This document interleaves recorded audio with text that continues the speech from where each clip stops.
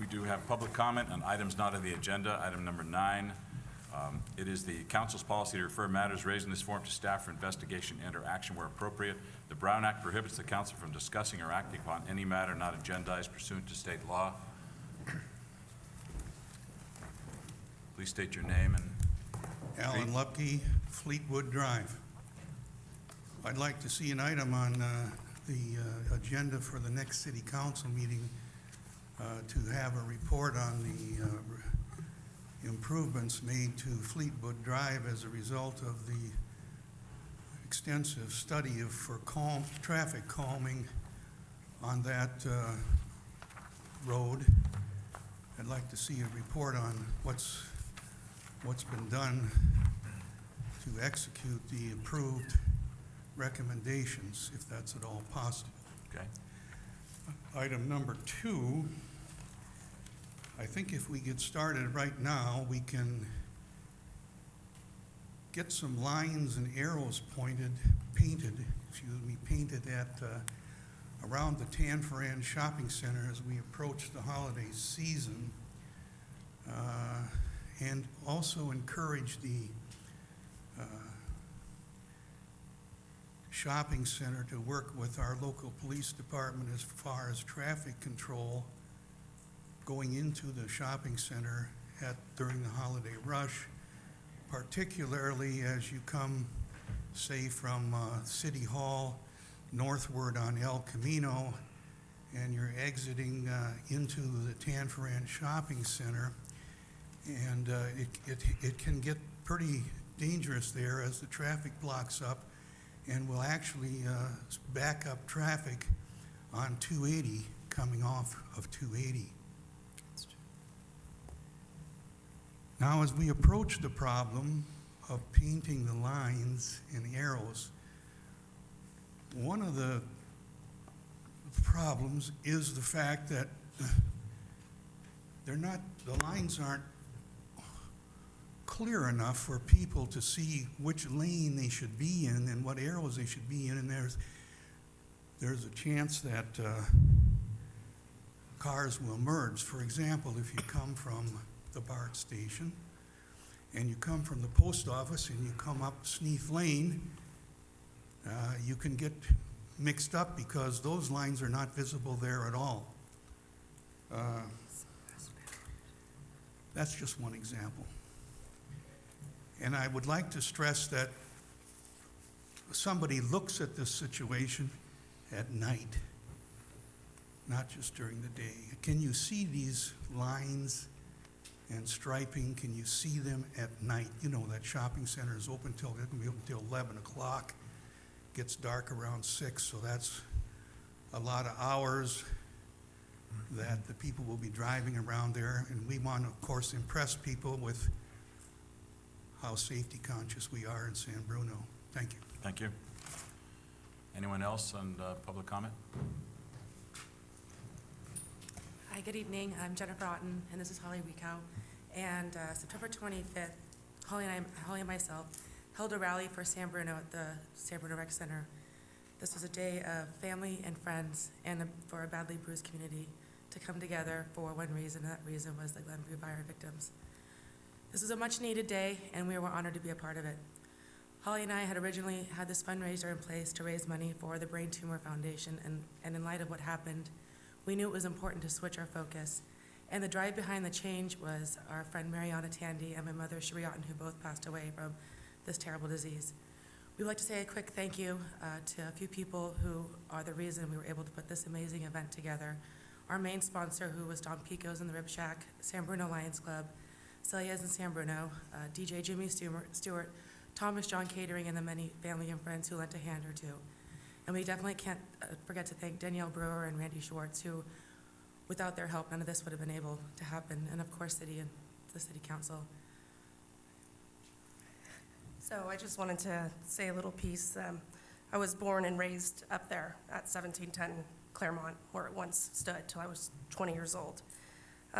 The rally was not just a way for us to raise money for the victims, but for people like me to see their lifelong friends and neighbors enjoy an afternoon after a devastation and heartache that they endured. We succeeded in both. I saw smiles on so many familiar faces that it was worth more than any money in the world. I saw the McNichols, the Pellegrinis, Whelans, Vasquez's, Victors, Parkins, the Adams, just to name a few, smiling, dancing, and embracing one another. So the day was a true success. We cannot rebuild the hearts or the homes of those who have lost so much, but we can work to help them move forward. A plan for new life, new growth, where the Totland Park once stood would maybe help signify the move forward and help make the memory more tolerable as people drive by where the devastation originated. I hope one day to see a new park and know that these wonderful volunteers and myself helped contribute to rebuild. Thank you again to all of our sponsors, and Danielle and Randy, thank you very much, and to our many volunteers for helping us out with such a big success. Thank you. We're happy to present, in the short 5 hours that we were able to continue this event, we're happy to announce that we raised $21,665.50. So, thank you.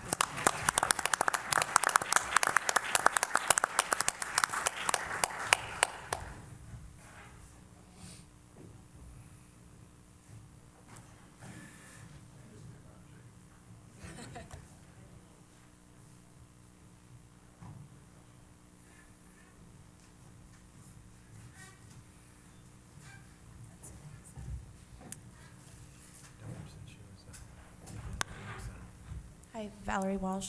I live on Mastic now. I grew up in Rollingwood.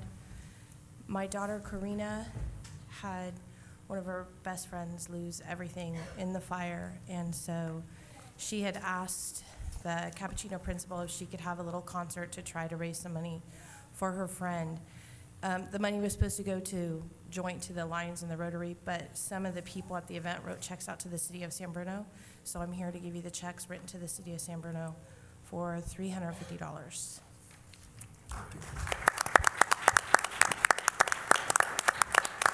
And we are planning 2 more benefits in the near future, one within the next 6 months and one more on the anniversary. So we're hoping with the city's support, we can make a bigger success. Karina's event, even though she held it the Sunday after the fire, she actually raised over $10,000. So it was really exciting in 4 days.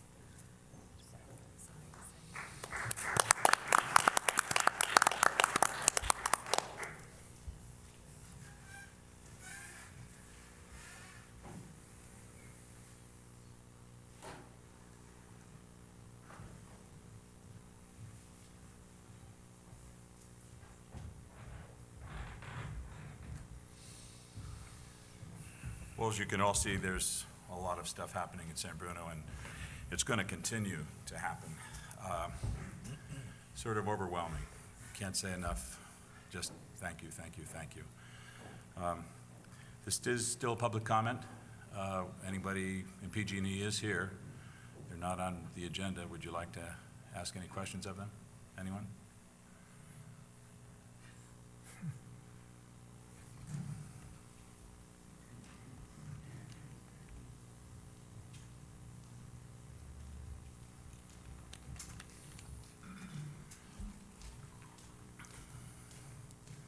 Just tell us your name and I Bob guess Pelleg- what used to be your street address, huh? Yeah. Bob Pellegrini, one of the fire survivors, 1701 Claremont Drive in San Bruno. My question to anybody from PG&E, because we haven't heard anything yet, are they going to abandon that line?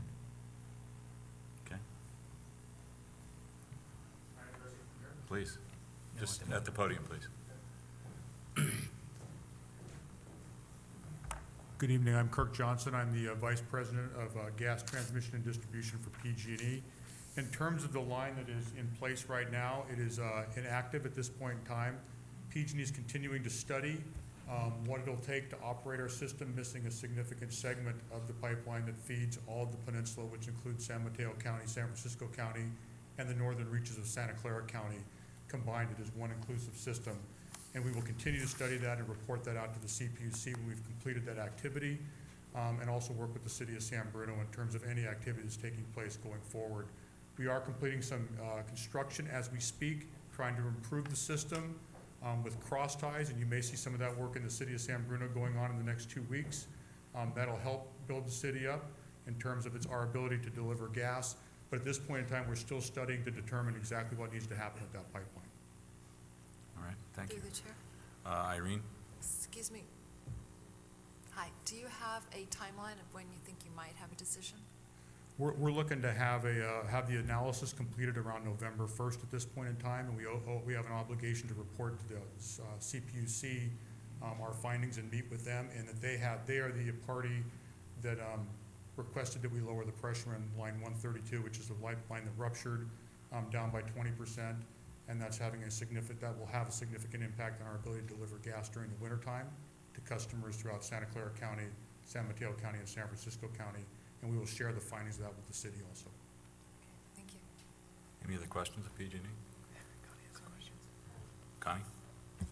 Mr. Mayor, if I might, the staff has received some questions that I think might benefit for the viewing public to hear your answer directly about the work that is currently going on within San Bruno.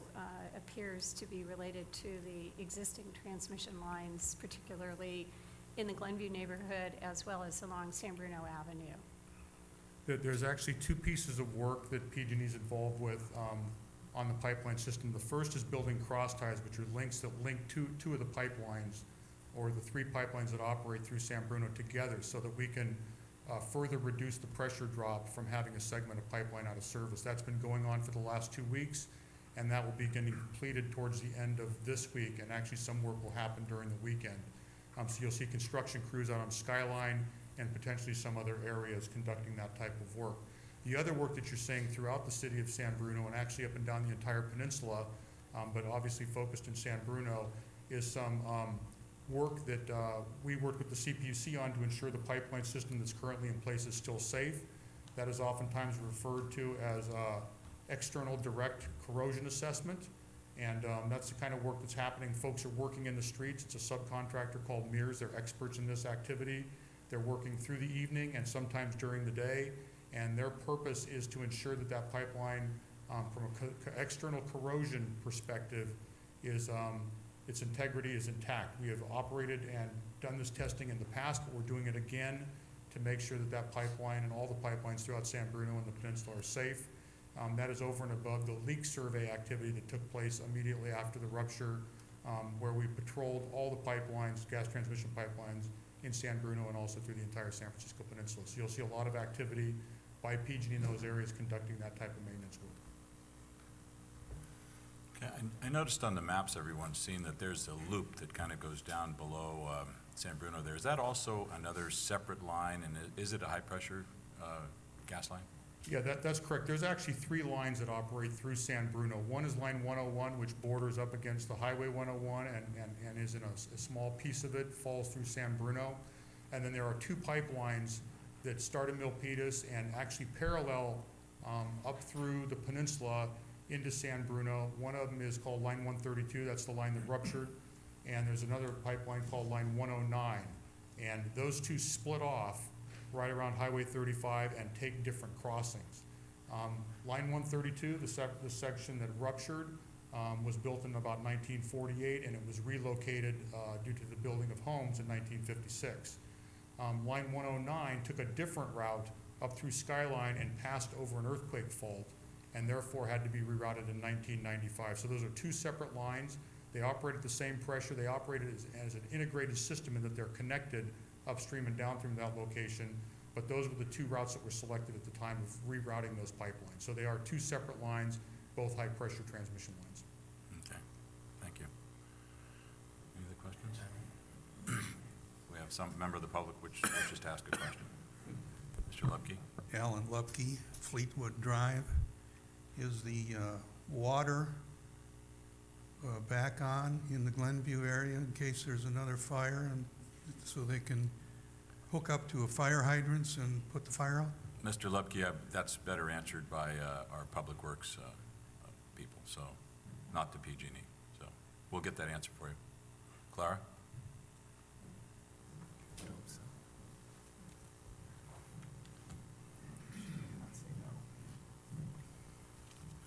Good evening. Yes, the water pressure is up on the area, in the Glenview area, the water, before anybody moved back to their homes, the water pressure was, and the water was reconnected, and everybody has normal water service in the Okay. area. Including the hydrants? Except one. Okay, One which was very badly damaged, that is not functional. okay. All right, any other items on public comment? Yes? It's me again. One more thing that we almost forgot. A good friend and San Bruno resident, Anastasia Giovannoni, made this quilt that she would like to give to the city of San Bruno to hang somewhere, maybe the library or the city hall. She spent a lot of time on it, and it says, "We were a city with one purpose in that moment, to help each other, 9/9/10." So,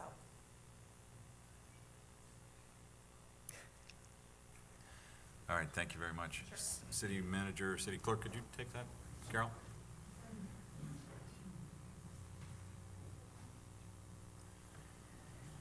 All right, no other items on public comment?